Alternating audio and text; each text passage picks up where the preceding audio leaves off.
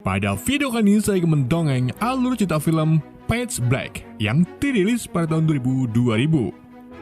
Disutradari oleh David Twohy dan diproduksi oleh Universal Pictures. Film ini dibintangi oleh Vin Diesel, Reda Mitchell, Cole Hauser, dan masih banyak aktor keren lainnya.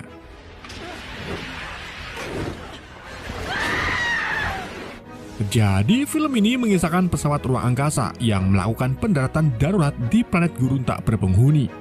Kini para awak kapal yang selamat harus berhadapan dengan monster mematikan penghuni planet tersebut. Loh, katanya nggak berpenghuni.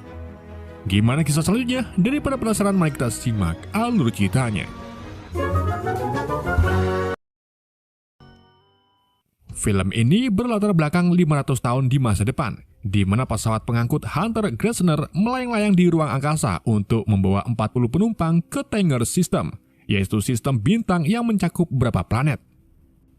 Pesawat tersebut dalam mode autopilot dan semua penumpang dalam keadaan zero sleep, kecuali untuk penjahat terkenal bernama Richard Radic. Beberapa penumpang lain ialah Abu Al-Walid, seorang imam yang membimbing 3 anaknya ke Mekah yang baru. Lalu seorang pemuda bernama Jack, sepasang pencari emas Zaza dan Zack, kemudian saudagar kaya bernama Paris, dan juga William Jones yang merupakan penegak hukum, serta pilot pesawat yaitu Owens dan Caroline Fry. Ya benar. Dari sini kita bisa menyimpulkan kalau kemungkinan bumi tempat asal mereka mengalami kehancuran yang membuat mereka pergi ke tata surya lain untuk menemukan planet layak huni. Di tengah perjalanan luar angkasa, pesawat mereka tak sengaja menabrak ekor komet yang akhirnya membunuh kapten pilot dan pesawat menjadi keluar jalur yang sudah ditentukan. Owens dan Caroline lalu terbangun dari zero sleep-nya. Mereka terpaksa mendaratkan pesawatnya di planet terdekat yang memiliki permukaan coklat terang. Namun saat melakukan pendaratan, Caroline kesusahan karena terlalu banyak beban berat. Ia pun terpaksa membuang beberapa kabin bagian penumpang untuk mengurangi beban pesawat. Dengan teknik keplak-keplak kopling, pesawat tersebut akhirnya berhasil mendarat di planet gak tahu namanya.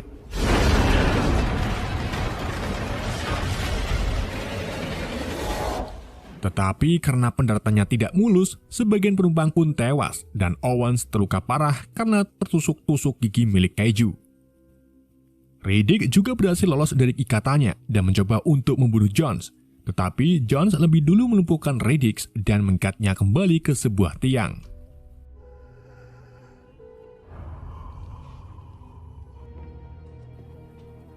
Para penumpang yang selamat kemudian keluar dari pesawat untuk melihat keadaan di luar yang dipenuhi dengan gurun pasir yang sangat gersang.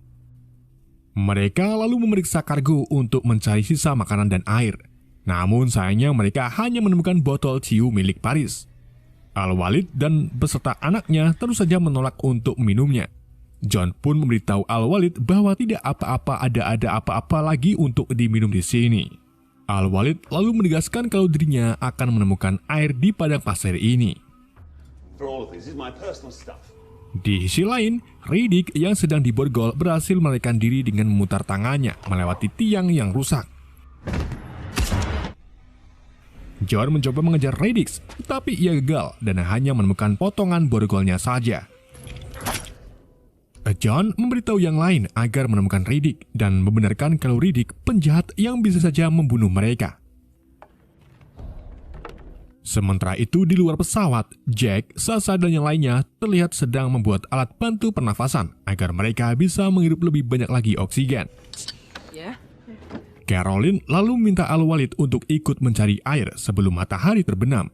Tetapi ternyata mereka baru menyadari kalau di planet ini memiliki 3 matahari yang berhadapan.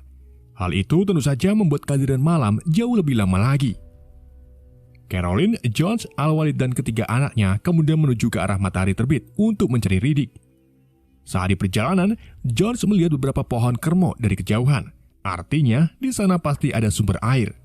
Namun saat mereka mendekati pohon tersebut, ternyata itu bukan pohon, melainkan kerangka makhluk raksasa dan mengira kalau itu adalah kuburan komunal. Di sini mereka memutuskan untuk beristirahat sejenak. Dan bersama dengan itu, Radic ternyata sedang bersembunyi di antara tulang belulang. Tidak singkat cerita, kelompok itu lalu melanjutkan perjalanan ke arah sana dan tak sengaja menemukan pemukiman pertambangan yang ditinggalkan. Setibanya di pemukiman, mereka menemukan kalau di sini tidak ada tanda-tanda kehidupan manusia.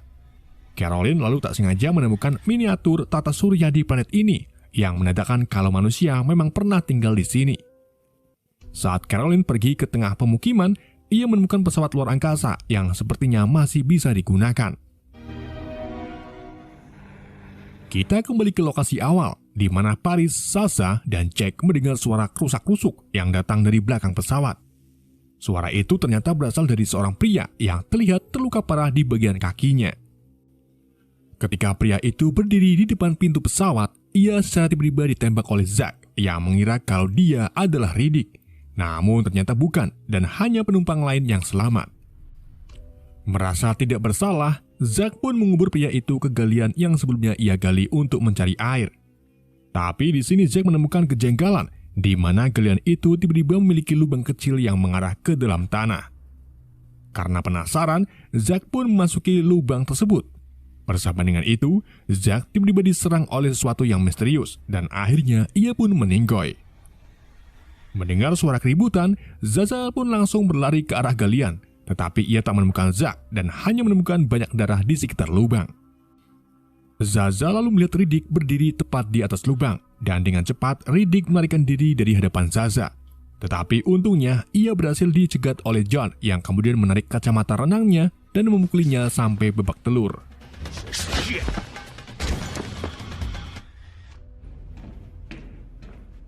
Kini Riddick dipasang kembali di pesawat. Caroline kemudian menanya Riddick tentang apa yang ia lakukan kepada Zack. Riddick menjawab dengan mengatakan kalau bukan dirinya lah yang mencelakakan Zack, dan bukan dirinya lah yang harus mereka takuti, karena di sini ada sesuatu yang harus mereka lebih takuti dari dirinya.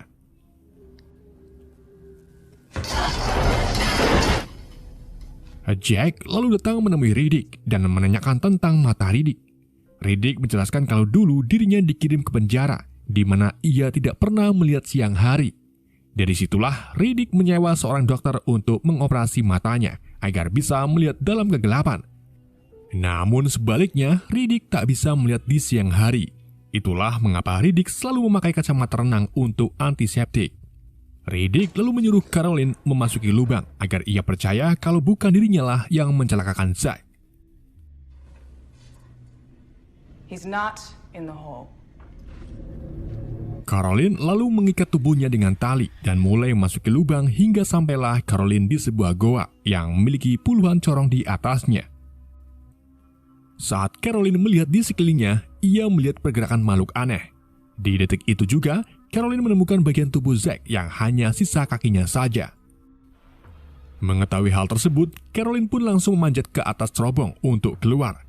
Namun makhluk aneh tadi menarik talinya. Jack yang setiap hari kerokan kuping mendengar suara Caroline. Ia dan yang lainnya pun segera menerobos cerobong dinding untuk menarik Caroline keluar.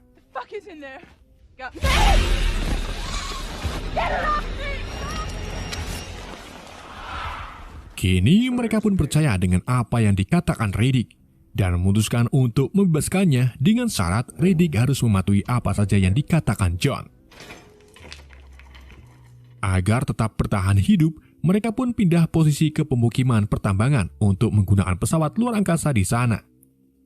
Setibanya di pemukiman, Caroline mendapati kalau pesawat itu masih belum bisa diterbangkan karena harus membutuhkan 5 sel listrik lagi. Sedangkan Jack yang ngefans berat dengan Riddick mulai mengikuti ciri khasnya dengan membotaki kepalanya dan memakai kacamata renang. Di sisi lain, orang-orang pada kegirangan setelah menemukan sedikit air yang keluar melalui spiteng. Di saat mereka bersenang-senang, salah satu anak Al-Walid bernama Ali pergi sendirian ke ruangan lain. Tepat pada saat itu juga, atap ruangan inti terbuka yang menyebabkan makhluk seperti kalong pada terbang berhamburan karena terkena sinar matahari. Ali pun segera bersembunyi di sebuah kamar, tetapi ternyata di belakangnya ada sesuatu yang langsung menerkam Ali. Ali!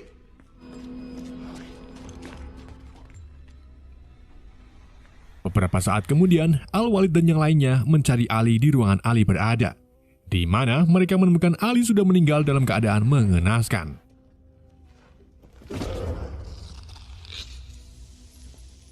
Karena dari awal mereka tak melihat makhluk-makhluk itu muncul di ruangan terbuka, Jones pun berpikir kalau makhluk-makhluk itu cenderung hidup di kegelapan dan menjadi PR mereka untuk melakukan tugasnya di siang hari. Carolyn kemudian tak sengaja menemukan sebuah sampel terakhir yang diambil tepat 22 tahun yang lalu. Ia lalu pergi ke ruangan lain untuk melihat oreri yang menunjukkan bahwa gerhana akan tiba menutupi planet ini setiap 22 tahun sekali. Yang artinya sebentar lagi planet yang mereka pijak akan menjadi gelap total.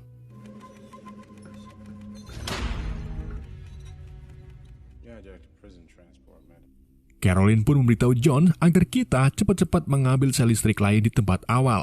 Tetapi Jones menyarankan dia untuk menunggu di menit terakhir menuju gelap karena Riddick mungkin saja membajak pesawat itu dan meninggalkan kita sendirian.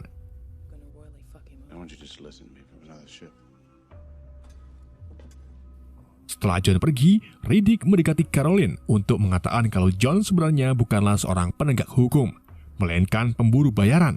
Dan ketakutannya sekarang ialah kehilangan nyawa Riddick, sebab Jones akan mendapatkan banyak uang jika membawa Riddick secara hidup-hidup. Namun Carolyn tetap tak mau berpihak ke Riddick dan tak peduli dengan apa yang dikatakannya. Riddick pun memberitahu satu hal lagi, kalau Jones merupakan pecandu narkoba. Penasaran dengan omongan Riddick, Carolyn pun pergi menemui John. Dan ternyata benar saja ia melihat John sedang menyuntikkan morfin ke matanya. Sebenarnya Carolyn tak peduli dengan hal tersebut, namun ia marah karena John bisa saja memberi satu botol morfinnya ke Owen saat ia sedang sekarat. Di tengah perdebatan keduanya, orang-orang di luar mulai heboh karena gerhana sudah mulai dekat dengan diawali munculnya planet mirip Saturnus. Mereka pun langsung pergi ke tempat awal untuk mengambil sel listrik menggunakan mobil tenaga surya.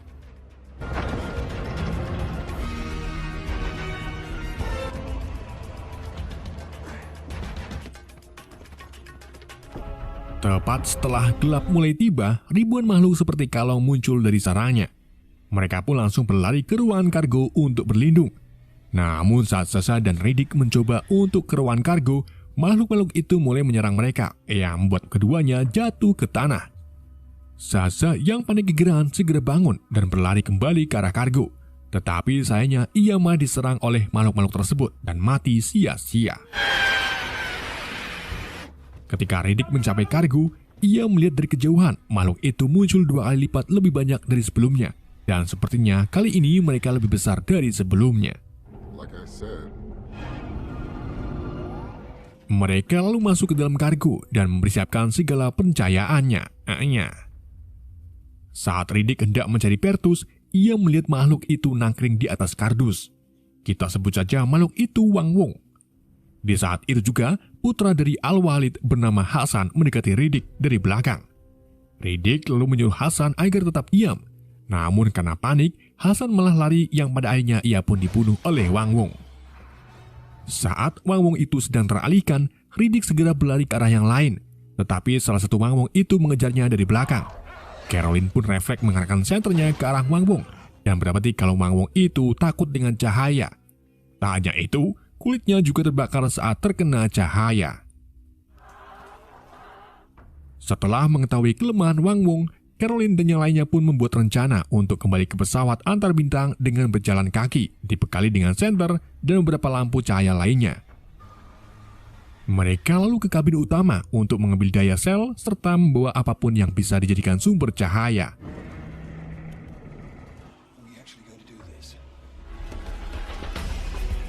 Dengan dikawal oleh Riddick, mereka pun mulai jalan menyusuri kegelapan. Di tengah perjalanan, Paris tak sengaja menjatuhkan senter. Jack lalu membantu mengambilnya. Namun saat makhluk-makhluk tersebut mengejarnya, Paris terlihat panik dan mulai merangkak pergi sambil menyeret salah satu baterai mereka. Alhasil, lampu-lampu mereka pun menjadi mati. Sedangkan Paris yang terpisah dari rombongan menjadi santapan bagi kawanan Wang Wong.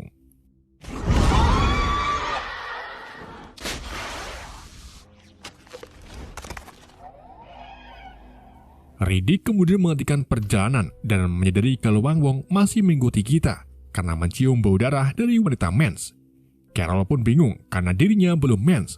Dan ternyata yang mens adalah Jax yang pura-pura menjadi anak laki-laki agar orang lain berhenti mengganggunya. Kini situasinya mulai tidak memungkinkan. Caroline pun menyarankan untuk kembali ke lokasi awal. Akan tetapi, Jones keberatan dan membenarkan tentang Caroline yang sengaja membuang kabin penumpang untuk menyelamatkan diri sendiri.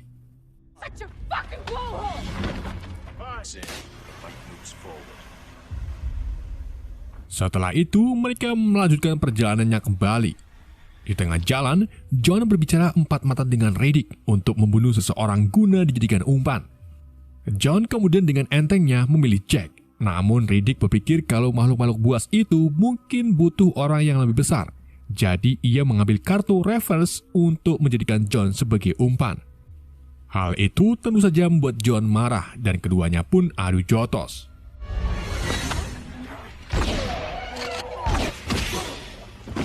Di tengah perkelahian, Riddick mengeluarkan belatinya dan berhasil melukai punggung Jones. Karena menghirup aroma darah, para Wang-Wong pun berkumpul untuk menyantap John, sementara Riddick bersembunyi di kegelapan. Riddick kemudian kembali dengan yang lain dan menyuruh mereka agar terus maju menuju pemukiman. Selama perjalanan, segerombolan Wang-Wong terbang ke arah mereka. Tetapi para Wang-Wong tidak bisa menyerang karena ada cahaya. Mereka terus berlari sampai saat di mana mereka melewati kerangka raksasa. Di sini salah satu Wang-Wong meraih kaki Sulaiman, anak terakhir Al-Walid. Tapi untungnya mereka berhasil menangkis serangan Wang-Wong tersebut dengan api. Gak lama setelah itu, Jack juga diserang oleh salah satu Wang-Wong. Awalnya Riddick enggan untuk menolong Jack. Namun setelah melihat Caroline kewalahan membantu Jack, Riddick pun turun tangan dan bewan dengan Wang-Wong tersebut. Riddick mengeluarkan belatinya dan menyayat daging Wang-Wong itu sampai mati. Gak lama kemudian hujan mulai turun. Al-Walid dan lainnya sangat senang karena bisa minum sepuasnya. Tetapi di saat itu juga, Sulaiman yang sedang duduk tiba-tiba dibawa oleh salah satu Wang-Wong ke atas tebing untuk dijadikan santapan. Hal itu membuat Al-Walid lemas karena semua anaknya mati dilahap oleh Wang-Wong. Karena khawatir jika obor mereka mati, Caroline, Jack, dan Al-Walid pun terpaksa meneduh di dalam goa, sedangkan Riddick membawa sel listrik ke pesawat luar angkasa. Beberapa saat kemudian, mereka mulai kehabisan bahan bakar obor. Untung saja di sana mereka menemukan serangga yang bercahaya dan mulai mengumpulkannya ke dalam botol sebagai alat penerangan. Khawatir jika Riddick akan pergi tanpa mereka, Carol pun keluar dari goa dan lari menuju pesawat luar angkasa. Dan benar saja, saat Caroline tiba, ia melihat Riddick sedang bersiap-siap untuk menerbangkan pesawat tersebut. Riddick lalu mengajak Caroline untuk pergi meninggalkan yang lain. Tapi tentu saja ia menolak dan rela ribut dengan Riddick. Melihat Carol tak tega meninggalkan Al-Walid dan Jack, Riddick pun akhirnya mau menemani Caroline kembali ke gua.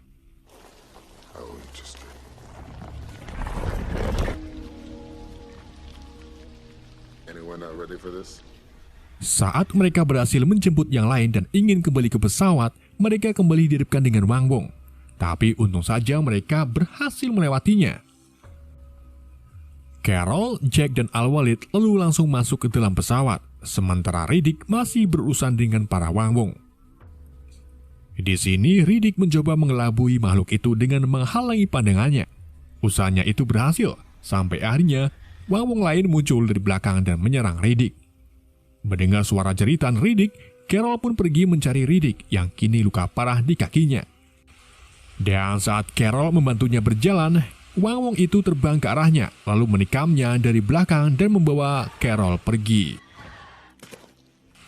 Tak mau buang-buang waktu, Riddick kemudian masuk dan duduk di kursi pilot untuk menerbangkan pesawat itu. Namun sebelum itu, ia sengaja menunggu makhluk-makhluk itu mendekati mereka. Dan saat makhluk itu mencoba untuk menerobos, Riddick menyalakan mesin yang akhirnya membunuh sekawanan binatang itu dengan api serta cahaya terbang dari knalpot. Mereka kini berhasil keluar dari planet itu, dan karena Riddick seorang buronan, maka ia meminta Jack untuk nantinya memberitahu pihak berwenang kalau dirinya meninggalkan planet ini. Film pun bersambung. Oke, itulah alur cerita film Pitch Black. Semoga kalian terhibur dengan alur cerita yang saya bawakan. Mohon maaf jika ada kesalahan dan mohon maaf jika ada suara hujan. Pesan yang tidak bisa kita ambil dari film ini, senjata terbaik untuk menjauhkan orang adalah melepetkan tembelek ayam. Sekian dari saya. Wassalamualaikum warahmatullahi wabarakatuh.